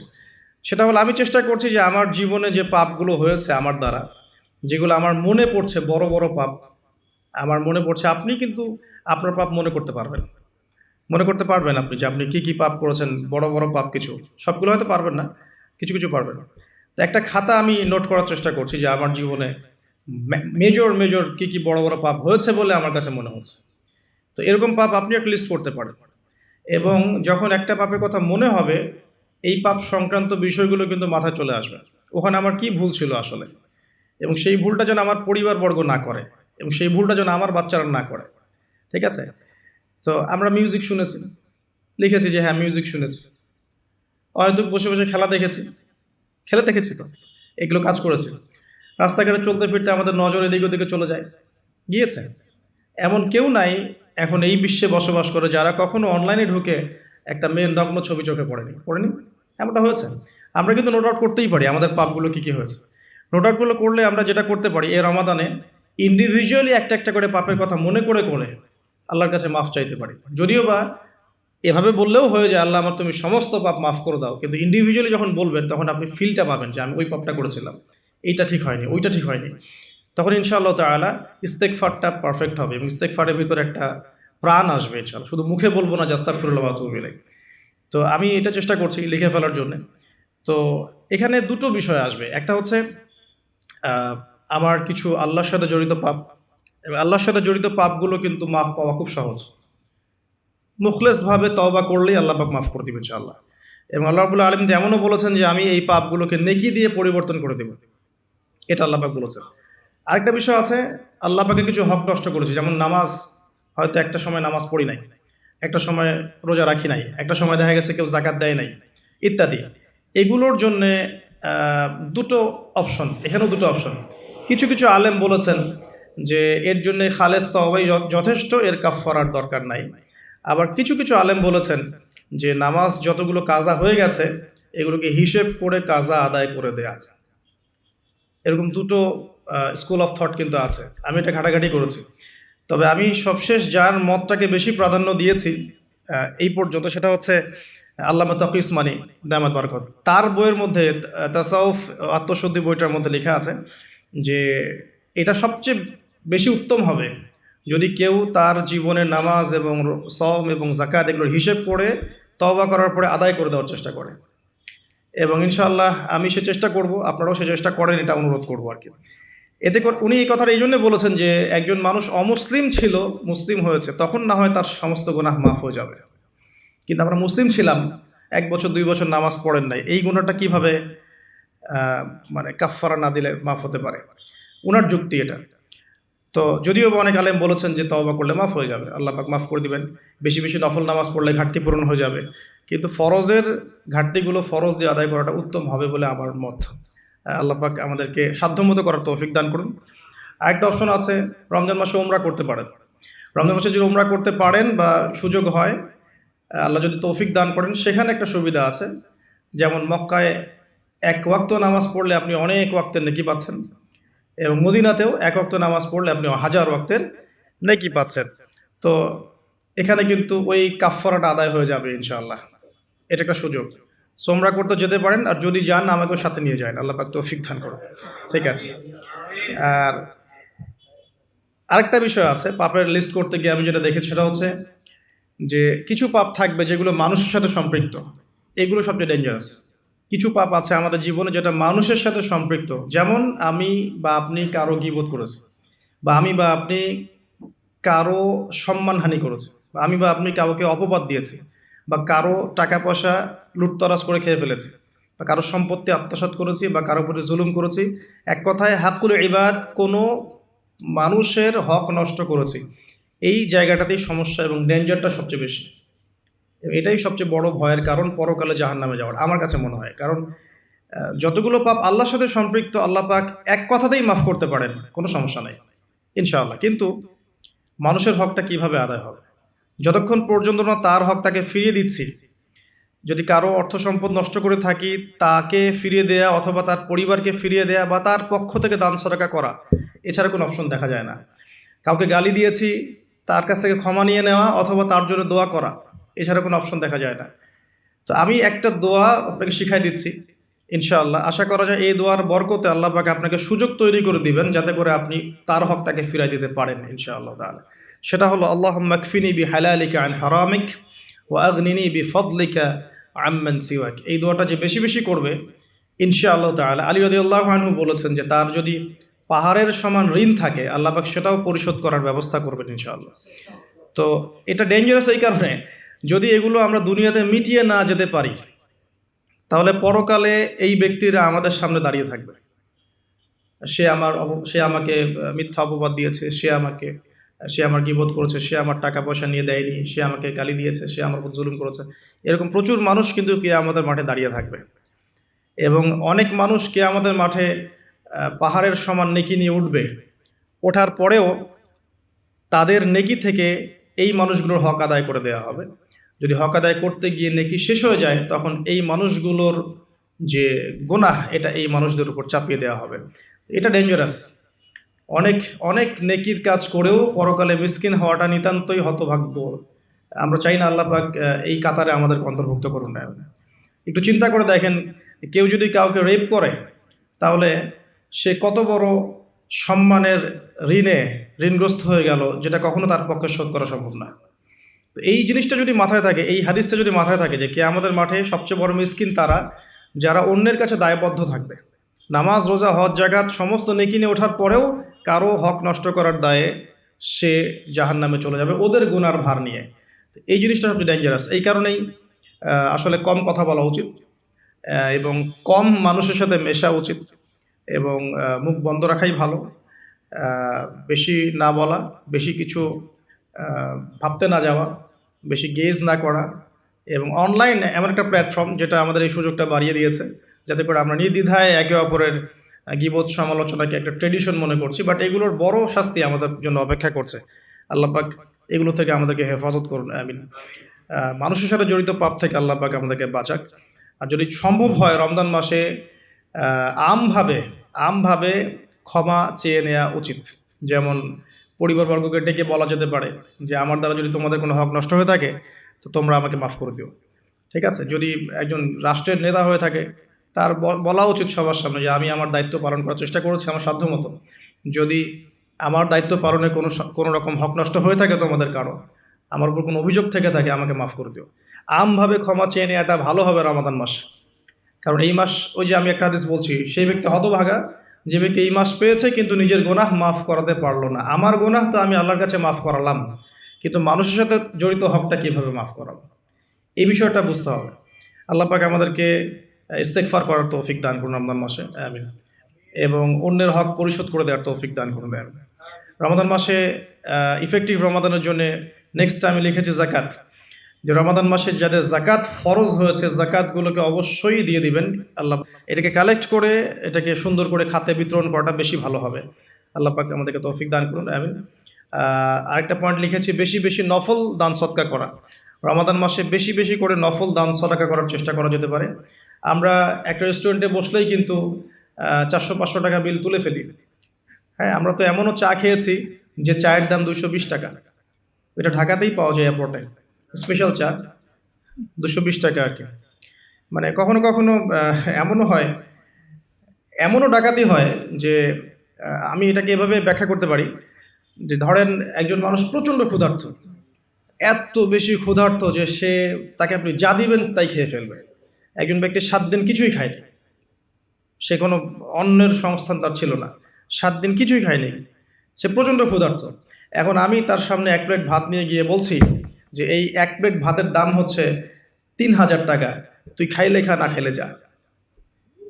এখন আপনি বলেন, যে ব্যক্তি এভাবে তার রিজিক অন্বেষণ করছে, এর রিজিক কি হালাল না হারাম? এগুলোই চলছে। আপনি এখন 1 প্লেট ভাত খেতে যান, এখন 1 প্লেট ভাতের দাম 10 টাকা, কিন্তু যখন আপনার প্রচণ্ড ক্ষুধা লেগেছে, এখন খেতেই হবে আপনাকে, এখন এই ভাতের প্লেটের দাম 1000 টাকা। খেলে খান, না খেলে যান। যদি না খান আপনি, তাহলে এটা আমি অন্য কাউকে খাওয়াবো যার 1000 টাকা না, বরং 4000 টাকা দিয়ে খাওয়ার সামর্থ্য আছে। এগুলোই চলছে, কোটটাই পুরো ডাকাতি। আল্লাহ পাক এইসব ডাকাতদেরকে হেদায়েত করুন, অথবা এদেরকে তাদের পাপের শাস্তি প্রদান করুন। এরপরে আমি বলবো যে বিষয়টা, সেটা হলো যে রমাদান মাসে কিছু প্রজেক্ট করেন আপনারা যাদের সামর্থ্য আছে। ইফেক্টিভ রমাদানের জন্য কিছু প্রজেক্ট করতে পারেন, যেমন ইফতার প্রজেক্ট। যেমন আপনারা অনেকেই সামর্থ্যবান আছেন, অনেকের অনলাইন সেকশনে হয়তো পেজ আছে, গ্রুপ আছে। আমি জাস্ট পরামর্শ দিতে পারি, আপনারা কাজ করতে পারেন। যে যার জায়গা থেকে একটা ফ্যামিলির 1 মাসের ইফতারে কত টাকা যেতে পারে, হয়তো 2000, 2500, 3000, এতটুকু টাকা যাবে। আমরা কিন্তু চেষ্টা করলেই পারি যে এই রমাদানে আমি 100টা পরিবারের দায়িত্ব নিব। 100টা পরিবারের জন্য যে টাকাগুলোর প্রয়োজন সেটা আমি অনলাইনের মাধ্যমে মানুষের কাছ থেকে কালেক্ট করতে পারি, অফলাইনেও করতে পারি, করে ইফতার প্যাকেজ রেডি করতে পারি, করে 100টা পরিবারকে পৌঁছে দিতে পারি। এতে করে যেটা হবে, আপনি অন্যকে ইফতার করাচ্ছেন, অন্যের ইফতার করানোর ফলে ওই রোজার নেকিটা কিন্তু আপনি পাচ্ছেন। এটা কিন্তু হাদিস, যে কেউ যদি কাউকে ইফতার করায়, ওই ইফতার করানোর নেকিটা, ওই রোজার নেকিটা আপনি কিন্তু পেয়ে যাবেন। আপনাকে এক্সট্রা দেওয়া হবে, আল্লাহ পাক তার নেকি থেকে আপনাকে দিবেন না, এক্সট্রা একটা রোজার নেকি আপনি পাবেন ইনশাআল্লাহ। তো রমাজানের সাদাকা প্রজেক্ট করতে পারেন, এবং ঈদের প্রজেক্টও করতে পারেন। ঈদের সামগ্রী অনেক মানুষের কেনার সামর্থ্য নাই, অনেক মানুষেরই নাই। আপনি ঈদের সময় ঈদের খুশি একটা প্রজেক্ট করতে পারেন। এখানে আপনি টাকা কালেক্ট করলেন, পরিবার ওয়াইজ কত টাকা করে লাগে ভাগ করলেন, ভলেন্টিয়ার ক্রিয়েট করলেন, দিয়ে আসলেন বাড়ি বাড়ি। এই কাজগুলো এখন অমুসলিমরা করছে না, খ্রিস্টানরা করছে না, অনেক এনজিও করছে না। এই মানব সেবামূলক কাজগুলো থেকে মুসলিমরা পিছিয়ে পড়ছে বলেও কিন্তু অনেকেই ওই দিকে আকৃষ্ট হচ্ছে এবং ওদিকে গিয়ে নিজের ধর্ম বিক্রি করে দিচ্ছে। আপনারা দেশের বিভিন্ন জায়গায় ঘুরতে থাকেন, এগুলো বুঝবেন যে সমাজ সেবার নামে অনেকেই মানুষকে কনভার্ট করেছে ইসলামের থেকে অন্য ধর্মে। সো আমাদের উচিত বেশি বেশি সোশ্যাল ওয়ার্ক করা, গাছ লাগানো, বেশি বেশি উচিত রক্তদান কর্মসূচি করা, সোশ্যাল কাজ করা, এতিমদের জন্য কোনো প্রজেক্ট করা, বিধবাদের জন্য কোনো প্রজেক্ট করা, মেয়েদের জন্য কোনো সেলাই মেশিনের প্রজেক্ট করা, কর্মসংস্থানের প্রজেক্ট করা। স্পেশালি রমাদানে আপনারা চাইলেই রমাদানের ইফতার প্রজেক্ট করতে পারেন, ঈদের খুশি একটা প্রজেক্ট করতে পারেন। যাদের সামর্থ্য আছে আপনারা কিন্তু করতে পারবেন, আল্লাহ পাক তৌফিক দান করুন, আমিন। আমি এরপরে লিখেছি অন্যকে ইফতার করানো, যেটা আমরা মসজিদের উদ্যোগে করতে পারি, মাদ্রাসার উদ্যোগে করতে পারি। প্রত্যেকটা রমাদানের আসর থেকে মাগরিব পর্যন্ত স্থানীয়ভাবেই আপনারা কিন্তু তালিমের আয়োজন করতে পারেন, তালিমি বৈঠক করতে পারেন। আসরের নামাজ শেষ হয়ে গেছে, এখন যে কোনো একটা টপিকে বা একটা দুইটা হাদিস নিয়ে বা একটা কোরআনের আয়াতকে নিয়ে ইমাম সাহেব আধা ঘন্টা 1 ঘন্টা কথা বলবেন, এবং কথা বলা শেষ হয়ে গেলে আমরা সবাই যারা মসজিদে আছি একসাথে বসে ইফতার করে বাসা যাব। এতে করে কিন্তু একটা সামাজিক হৃদ্যতা তৈরি হবে, রমাদানকে এনজয় করা যাবে। তো এটা আমরা করতে পারি, অন্যকে ইফতার করানো। আর আমি পয়েন্ট আউট করেছি একটা বিষয় স্পেশালি, সেটা হচ্ছে রমজান মাসে আত্মীয়তার বন্ধনগুলো জোড়া লাগাবেন। রমাদান মাসে যে ব্যক্তি আত্মীয়তার বন্ধনগুলো জোড়া লাগাতে পারবে না, অন্য কোনো মাসে সম্ভব হবে না হয়তোবা, ইল্লা মাশাআল্লাহ। রমজান মাসে সবার মন নরম থাকে, ইমানের তেজ বেশি থাকে, মানুষ পরকালমুখী কাজ বেশি করে। এই সময়টাই উত্তম সময় পরিবারের মধ্যে ফাটলগুলোকে জোড়া লাগানোর এবং আত্মীয়তার বন্ধনগুলোকে জোড়া লাগানোর। কেন করব? কারণ আমি আমার স্বার্থে করব। আল্লাহ রাব্বুল আলামিন বলেছেন, তার নবীর মাধ্যমে আমাদেরকে বলেছেন যে কেউ যদি পছন্দ করে তার রিজিককে প্রশস্ত করা হোক এবং তার নেক হায়াতকে লম্বা করা হোক, সে যেন আত্মীয়তার সম্পর্ক বজায় রাখে। আমি আবার বলছি, কেউ যদি পছন্দ করে, কেউ যদি চায় যে আমার রিজিকটা প্রশস্ত হোক এবং আমাকে আল্লাহ পাক লম্বা নেক হায়াত দান করুক, কেউ যদি এটা চায়, সে যেন আত্মীয়তার সম্পর্কটা বজায় রাখে। আর এক সৌভাগ্যবান ব্যক্তিদের সংজ্ঞায় একটা হাদিস এসেছে যে লিমান তালা উমরুহু ওয়া হাসুনা আমালুহু, যে ব্যক্তির হায়াতকে, নেক হায়াতকে লম্বা করা হয়েছে এবং নেক আমল বেশি বেশি করার তৌফিক দেওয়া হয়েছে, এই ব্যক্তি সবচেয়ে বেশি সৌভাগ্যবান। তো এর জন্য একটাই অপশন আছে, সেটা হলো আত্মীয়তার সম্পর্ক বজায় রাখা। আর যে ব্যক্তি আত্মীয়তার সম্পর্ককে ছিন্ন করবে, আল্লাহ রাব্বুল আলামিন তার সাথে সম্পর্ক ছিন্ন করবেন। আত্মীয়তার সম্পর্ক ছিন্নকারী কিন্তু জান্নাতে যাবে না। আর আমাদের এই সোকল্ড মডার্ন ওয়ার্ল্ডের মধ্যে আমরা এটা খুব বেশি দেখি যে আত্মীয়তার বন্ধনগুলো কিন্তু ভেঙে যাচ্ছে। আপনাদের ঢাকাতে প্রতি 24 ঘন্টায় 42টা ডিভোর্সের ঘটনা ঘটে, যেটা আমি পড়াশোনা করেছি। প্রতি 24 ঘন্টায় 39 থেকে 42টা ডিভোর্সের ঘটনা ঘটে এই শহরে, অনলি এই শহরে। সো এখন কিন্তু সম্পর্কগুলো আর আগের মতো নাই, সম্পর্কগুলো স্বার্থকেন্দ্রিক হয়ে গেছে। মানুষ মানুষের অবস্থানগুলোকে বেশি মূল্যায়ন করছে আর কি, এবং সবাই সবার স্বার্থটা দেখার চেষ্টা করে। লাভ লসের হিসেব আমরা বেশি করতে চাই, ছাড় দেওয়ার মানসিকতা আমাদের মধ্যে কম, সবর কম। আর এই টেকনোলজিক্যাল রেভলিউশন আমাদেরকে মেন্টালি অস্থির করে ফেলেছে আর কি। আমরা মানসিকভাবে স্থির না, খুব অস্থির। দ্রুত সিদ্ধান্ত গ্রহণ করতে চাই, দ্রুত রেজাল্ট পেতে চাই। সব মিলিয়ে আসলে আমরা একটা প্যানিক সিচুয়েশনের মধ্যে আছি। সম্পর্কগুলো খুবই ঠুনকো হয়ে যাচ্ছে দিন দিন। খেয়াল করে দেখেন, আমাদের আগের জেনারেশনের সম্পর্কের যে বেসগুলো ছিল এখনকার কিন্তু এটা নাই। সো রমজান মাস সে উত্তম সময় পরিবার এবং আত্মীয়র মধ্যে একটা সম্পর্কে বন্ড তৈরি করা, স্পেশালি ঈদের হাদিয়া পাঠানো, জামা বা কাপড় বা হাদিয়াগুলো গিফট পাঠানো। এতে করে দেখবেন যে একটা ভালোবাসার বন্ধন তৈরি হবে ইনশাআল্লাহ। মুসলিম সমাজের ঐক্যই সব কিছু, ঐক্য নাই মুসলিম সমাজের কিছুই নাই। আল্লাহ পাক আমাদেরকে বোঝার তৌফিক দেখ। রমজান মাসে একটা পয়েন্ট লিখেছে, আমি পরিবারকে টাইম দিবেন। অবশ্যই পরিবারকে টাইম দিবেন। আমরা যেটা করি মানি মেকিং মেশিনের মতো, সকালে বের হই, রাত্রে বাসায় ঢুকি, এই কাজটা করবেন না। দুনিয়ার ব্যস্ততাকে কমিয়ে আনুন, যতটুকু রিজিকে আপনার হয়ে যায় অতটুকুতে সন্তুষ্ট থাকুন। পরিবারকে টাইম দেন, স্ত্রীকে সময় দেন, মাকে সময় দেন, বাবাকে সময় দেন, স্পেশালি বাসার ছোটদেরকে সময় দেন, বাচ্চাদেরকে সময় দেন, ছোট ভাই বোনদেরকে সময় দেন। তাদেরকে রমজানের রোজা রাখতে উৎসাহিত করেন। নিষেধ করবেন না যে না খেয়ে থাকলে অসুস্থ হয়ে যাবে, এমন হবে না। ওরা এনজয় করবে। দেখবেন ছোট্ট মেয়ে, তাকে বলবেন যে তুমি দুপুর পর্যন্ত না খেয়ে থাকো, তোমার একটা রোজা হবে। অ্যাটলিস্ট ও শিখলো যে কি হলো, আজকে কয়টা রোজা করেছো, আজকে 3টা করেছে, মানে 3বার ভাত খাইছে সে, তারপরে 3টা রোজা হয়েছে আজকে। দেখবেন ও পরের বছর ঠিকই একটা রোজা রেখে ফেলছে। আমরা যখন 5 বছর 7 বছর বয়স, তখনও কিন্তু আমরা রোজা রেখেছি। আমাদেরকে উৎসাহ দেওয়া হতো যে একটা রোজা রাখলে তোমাকে 500 টাকা দেওয়া হবে। আর 500 টাকা তখন অনেক কিছু, 500 টাকা অনেক কিছু। তোমাকে একটা রোজা রাখলে তোমাকে একটা খরগোশ কিনে দেওয়া হবে, এরকম আমাদেরকে অফার দেওয়া হতো। তোমাকে একটা কিছু ওই যে ছোট ছোট পাখি আছে, এই পাখিগুলো কিনে দেওয়া হবে যে রোজা থাকো। তো ছোটদেরকে উৎসাহিত করা উচিত। ছোটদেরকে আমরা উৎসাহিত করব, ডিসকারেজ করব না। ওরা পারবে ইনশাআল্লাহ, ওদের মধ্যেও সেই ক্ষমতা আছে। আস্তে আস্তে আস্তে দেখবেন যে ওরা করতে করতে শিখে ফেলবে ইনশাআল্লাহ। ছোটদেরকে রমজান মাসে আপনি হাতে করে হাত ধরে নিয়ে যাবেন মসজিদে, জামাতে নামাজ পড়ানোর জন্য নিয়ে যাবেন, 2-1 বার হলো তারাবিতে নিয়ে যাবেন। ওরা খেলুক সেখানে, ওরা ওখানে গিয়ে দুষ্টামি করে, কোনো সমস্যা নাই। আমরা খুব ধমক দিই ওদেরকে, তাড়িয়ে দিই। এই কাজটা টোটালি একটা বাজে কাজ। এবং অন্য মুসলিম কান্ট্রির মসজিদগুলোতে গিয়ে দেখবেন তারা কিন্তু উৎসাহিত করে। ইভেন হারাম শরীফে গিয়ে দেখবেন এই মাতাফের পাশে যখন যে বিশাল যে ফ্লোর আছে, এখানে বাচ্চা কাচ্চারা অনেক জোরে জোরে দৌড়ায়, চকলেট খায়, বেলুন নিয়ে খেলে, ওখানে কত কি করে। আমরা নিজেরাও খেলেছি ওদের সাথে। তো পরিবেশটাই দেখে মনে হয় মাশাআল্লাহ কি ইসলামিক একটা রুহানিয়াত পরিবেশ, ইসলামিক সংস্কৃতির পরিবেশ। সো আমরা মনে হয় বাচ্চাদের প্রতি বেশি জুলুম করে ফেলি আর কি। বাচ্চাদেরকে এত ধমক দেওয়া যাবে না, ওদেরকে সময় দিতে হবে, ওদেরকে রোজা রাখতে উৎসাহিত করা উচিত, গিফট দেওয়া উচিত, এবং ওদেরকে বোঝানো উচিত যে এগুলো আমরা করছি আল্লাহর জন্যে, আল্লাহকে চিনতে শেখানো উচিত। আমি লুকমান হাকিমের প্যারেন্টিং নিয়ে একটা লেকচার দিয়েছিলাম, ওখানে আপনারা দেখতে পারেন যে লুকমান আলাইহিস সালাম কীভাবে তার সন্তানকে উপদেশ দিচ্ছেন। তো ওভারঅল বাচ্চাদেরকে টাইম দেওয়া এবং তাদেরকে উৎসাহিত করা আমার মনে হয় রমাদানের সৌন্দর্য আরও বৃদ্ধি করবে ইনশাআল্লাহ তাআলা। আরেকটা পয়েন্ট আছে, সেটা হলো দুনিয়ার ব্যস্ততা আপনাকে কমিয়ে আনতে হবে রমজান মাসে, এবং টেকনিক্যাল কিছু কাজ করা উচিত, যেমন বাজারঘাট এগুলো আগে করে ফেলতে পারেন, যাতে করে আপনাকে কম বাজারে যেতে হয়। যদি আপনার কাছে সামর্থ্য থাকে ঈদের শপিং করে ফেলা, যাতে করে লাইলাতুল কদর আপনার মিস না হয়। লাইলাতুল কদর মিস হওয়ার সবচেয়ে বড় রিজন কি আমাদের দেশে? লাস্টের দশকে মার্কেটে থাকা, এটা সবচেয়ে বড় রিজন। অনেকে মার্কেটে ঢুকলে একবার বেরোতে চায় না, সাথে ওয়াইফকে নিয়ে গেলে আরও মুশকিল আছে। আপনি বেরোতে চাইলেও সে বেরোতে দিবে না, এটা হয়নি, ওটা ম্যাচিং হয়নি, ওইটা ম্যাচিং করতে হবে, এটা করতে হবে, অবস্থা খারাপ। আর কখনোই আপনি আপনার স্যালারিকে নিয়ে মেয়েদের হাতে তুলে দিয়েন না যে যাও তোমরা মার্কেটে গিয়ে শপিং করে আসো, এই কাজটা করতে যায় না। নিজেও নিজেও নিজের শ্রম আর আধ্যাত্মিকত্ব নষ্ট করবে, আরও 10 জনের রোজার নষ্টের ভাগিদার হয়ে যাবে। এই জায়গায় আরেকটা কথা আমি অ্যাড করব যে আমাদের পরিবারবর্গের মহিলারা যেন রমজান মাসে বেপর্দায় না থাকে। রমজান মাসে বেপর্দায় না থাকে মানে এই মাসে অভ্যস্ত হয় যাতে সারা মাস সারা বছর কিভাবে আমি পর্দায় থাকতে পারি। রমাদান মাসে খাস পর্দায় চলে আসা উচিত, তাদের বোরখাগুলোর পর্দাও ঠিক করা উচিত।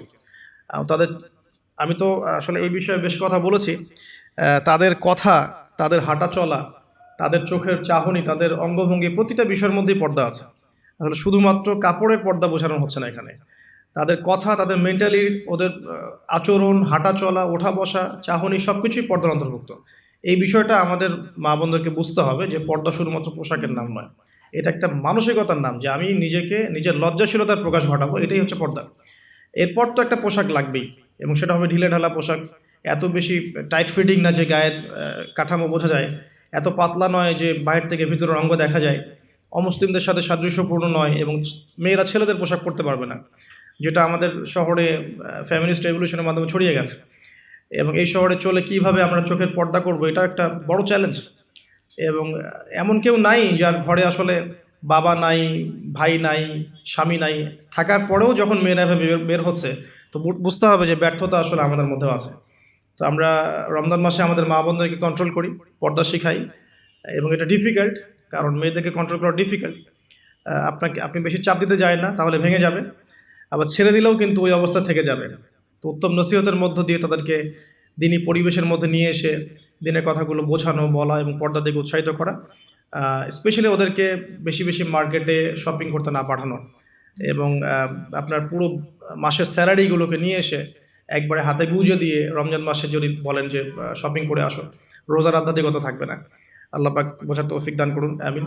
দুনিয়ার ব্যস্ততা কমিয়ে আনুন এবং পরকালীন কাজ বেশি বেশি করুন রমজান মাসে। আর দুটো কাজ আমি বলবো, একটা হচ্ছে ডেইলি সুন্নাহ। আমাদের প্রত্যেকটা দিন কিছু ডেইলি সুন্নাহ আছে, এই সুন্নাহগুলোতে অভ্যস্ত হওয়ার সবচেয়ে সেরা সময় হচ্ছে রমজান মাস। আমরা নর্মালি অনেক সময় ঘুমিয়ে পড়ি, রমজান মাসে ঘুমের আগে একটু সুন্নাহগুলো আমল করে ঘুমাই। নর্মালি বাথরুমে যাই, রমজান মাসে চেষ্টা করি যে বাথরুমে যাওয়ার আগে পরের দোয়াগুলো শিখে ফেলি। নর্মালি আমরা খাই, খাওয়ার আগে আমরা আগে পরে আমরা দোয়াগুলো শিখি। প্রতিটা কাজের কিন্তু দোয়া আছে, প্রতিটা কাজের সুন্নাহ পদ্ধতি আছে, এবং এই সুন্নাহগুলো শেখার জন্যে বাংলাদেশের প্রেক্ষাপটে সবচেয়ে বেস্ট প্ল্যাটফর্ম হচ্ছে তাবলিগ জামাত প্ল্যাটফর্ম। এটা আমার মত, আমার সাথে অনেকে দ্বিমত করতে পারেন, আমি দ্বিমতকারীদের ব্যাপারে মোটেও চিন্তিত নই, এবং আমি সমালোচনা জবাব দেওয়ার ক্ষেত্রে খুব পটু নই, শুনতে আমি বেশি পছন্দ করি। কিন্তু আমার মত হচ্ছে তাদের সাথে যদি আপনি থাকেন 3 দিন 5 দিন 7 দিন একটু সময় দিয়ে আসেন, আপনি কিন্তু সুন্নাহগুলো শিখতে পারবেন, কোন কাজের কি সুন্নাহ। তারা খুবই রিস্ট্রিক্টলি এটাকে কিন্তু আপনার শেখায় এবং এটাকে মুখস্থ করিয়ে ফেলে। আমরা স্কুল লাইফে অনেক শিখেছি, কলেজ লাইফে আমরা সময় দিয়ে অনেক শিখেছি। এগুলো শেখানোর জন্য বেস্ট প্ল্যাটফর্ম আমার কাছে মনে হয়।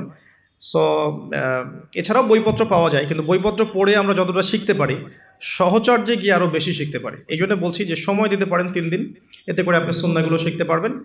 আর একটা পয়েন্ট বলে আমি শেষ করতে চাই এই জায়গা থেকে, সেটা হলো রমাদান মাসের সবচেয়ে বড় বিষয়, সেটা সবচেয়ে মেজর, সবচেয়ে বড় বিষয়টা হচ্ছে এই মাসে কোরআন নাজিল হয়েছে।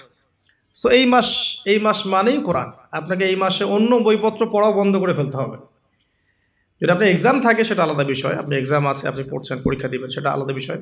আর দেখা যায় বেশি বেশি এক্সামগুলো এই মাসেই হয়ে যায়, খেলাধুলার সিজন এই মাসে হয়ে যায়। হ্যাঁ, দেখবেন world cup cricket, world cup football, অমুক কাপ তমুক লিগ সব এই মাসেই হয়। এগুলো কাকতালীয়ভাবে হয় না, আসলে নিত্য প্রয়োজনীয় দাম বেড়ে যায়।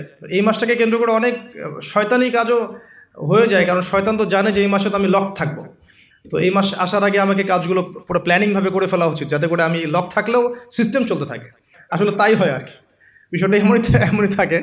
যাই হোক, রমজান মাস মানেই কোরআন, তো এই মাসে কোরআনকে সময় দিতে হবে আপনাকে। আপনাকে টোটালি ডিভোটেড হতে হবে কোরআনের প্রতি। আমি কয়েকটা ক্লাসিফিকেশন বলে দিই যে যারা কোরআন পড়তেই জানেন না, একদমই পড়তে জানেন না, তাদের জন্য এই মাসের টার্গেট হচ্ছে আমি 30 দিনে মিনিমাম কোরআন তেলাওয়াত করা শিখবো।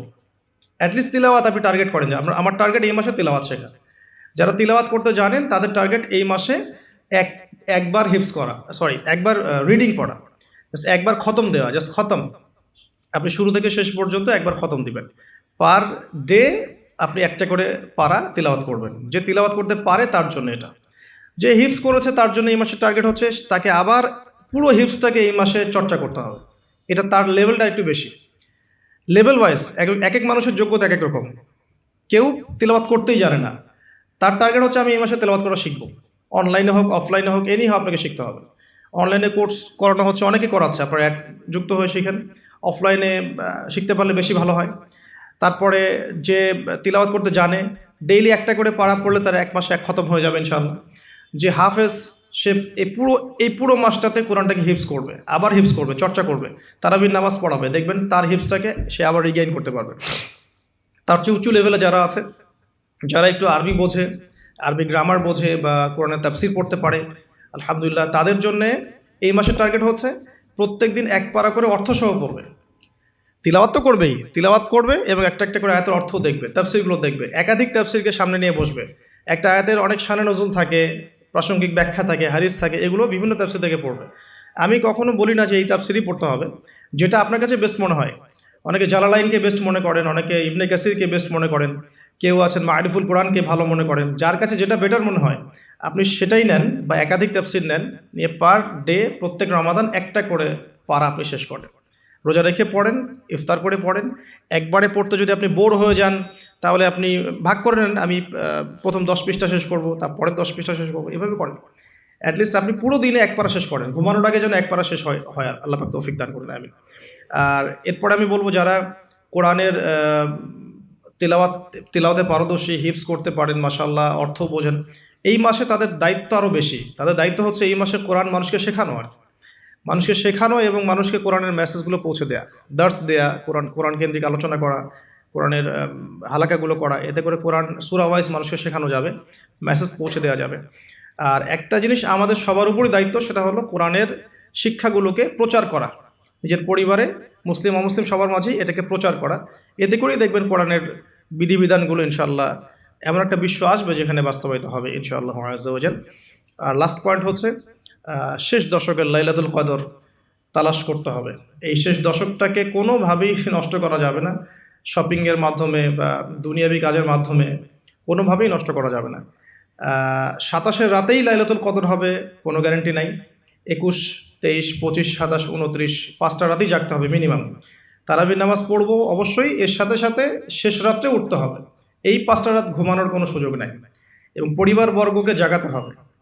কিছু সাইন অ্যান্ড সিমটমস আছে, আপনি হয়তো দেখতে পারেন এই 10টা রাতের মধ্যে কোনো একটা বৃষ্টি হচ্ছে, ওয়েদার খুব সুন্দর, যদিও শহর কেন্দ্রিক জায়গায় বোঝাটা ডিফিকাল্ট। হ্যাঁ, সূর্যোদয়ের পর একটু আলোটা বেশি থাকতে পারে। এছাড়া মুমিন বুঝতে পারবে সেদিন ইবাদত করলে তার ভিতরে ইবাদতের স্বাদ বেশি পাবে সে। ওই রাতে চোখ দিয়ে পানি পড়বে, কারণ ওই রাতেই জিবরাইল আলাইহিস সালাম ফেরেশতাদেরকে নিয়ে নেমে আসেন এবং মুমিনদের জন্য দোয়া করতে থাকেন। তো লাইলাতুল কদর তালাশ করাটা সবচেয়ে বেশি ইম্পর্টেন্ট শেষ দশকে। এর জন্য সবচেয়ে ভালো পদ্ধতি হচ্ছে ইতিকাফ করা। যারা পসিবল হবে রমাদানের শেষ দশকটা ইতিকাফ করতে পারেন, ইনশাআল্লাহ আযজা ওয়া জাল আশা করা যায় তারা লাইলাতুল কদর অবশ্যই পেয়ে যাবেন ইনশাআল্লাহ তাআলা।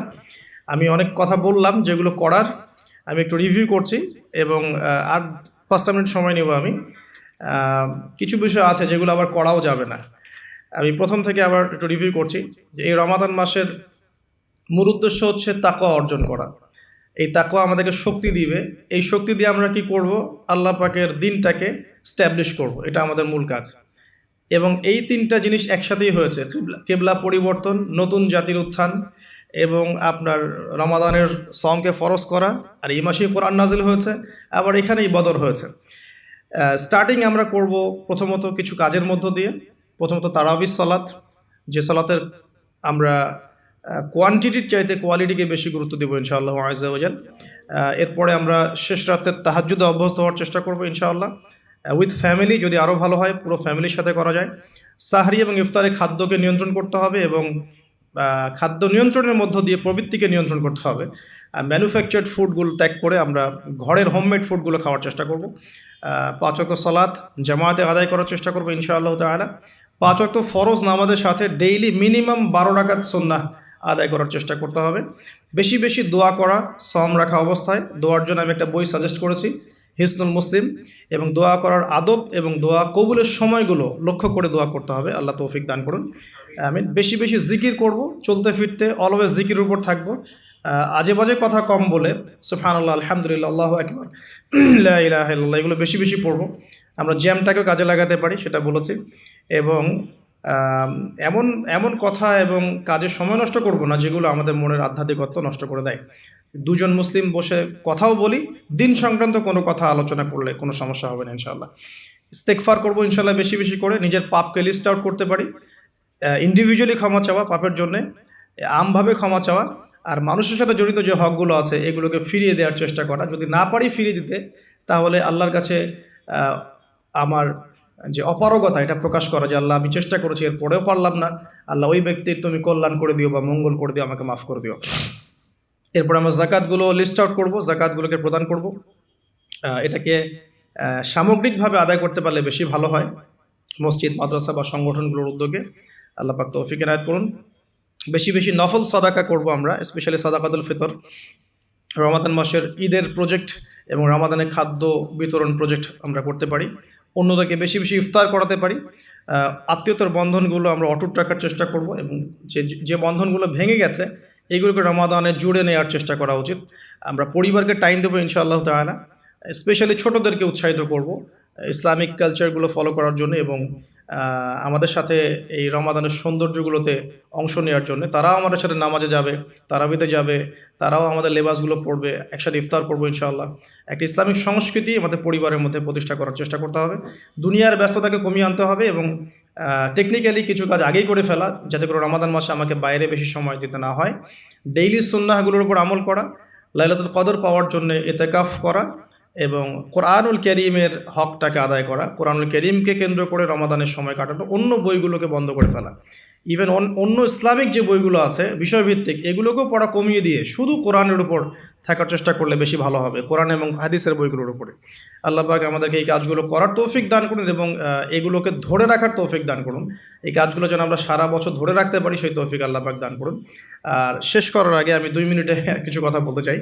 সেটা হলো যে আল্লাহ পাক সওমকে এভাবে দেননি যে নামাজ পড়বে, ভালো কাজগুলো করবে, আপনার খাবার ত্যাগ করবে, স্ত্রী সহবাস ত্যাগ করবে, পানীয় ত্যাগ করবে, তাহলেই তুমি সফল হয়ে যাবে। ব্যাপারটা কিন্তু আসলে এমনও নয়।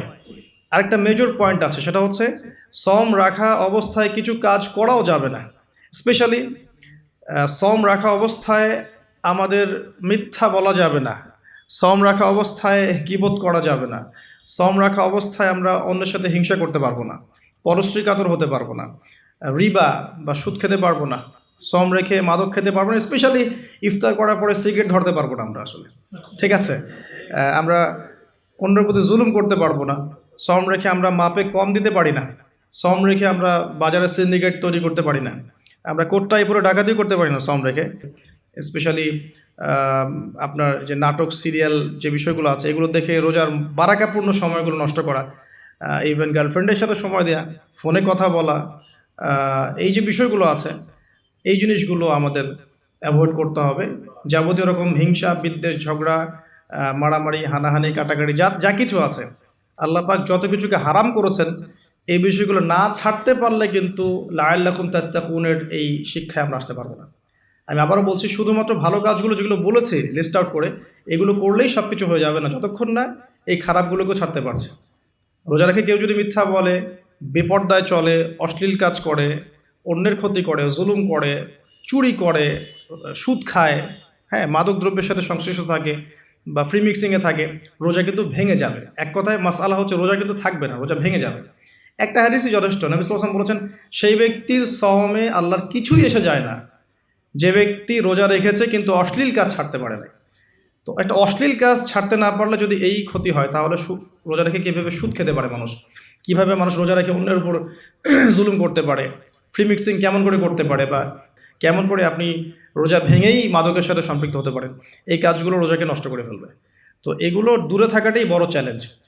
এই যে কাজগুলোর কথা আমি প্রথমে বলেছি, এগুলো করবে কিন্তু সবাই কম বেশি সবাই কাজগুলো করবে, কিন্তু আল্লাহ পাকের মনোনীত যারা বান্দা ইনশাআল্লাহ তাআলা, তারা এই কাজগুলো করার পাশাপাশি এই হারাম কাজগুলো ছাড়তেও পারবে ইনশাআল্লাহ। আর তারা যদি ছাড়তে পারে, তাহলে ওই যে কুতিবা আলাইকুমুস সিয়াম কামা কুতিবা আলাল লাযিনা মিন ক্বাবলিকুম, শেষের অংশটা লাআল্লাকুম তাত্তাকুন, এই তাকওয়া অর্জিত হবে এইগুলো ছাড়ার মধ্য দিয়ে ইনশাআল্লাহ তাআলা।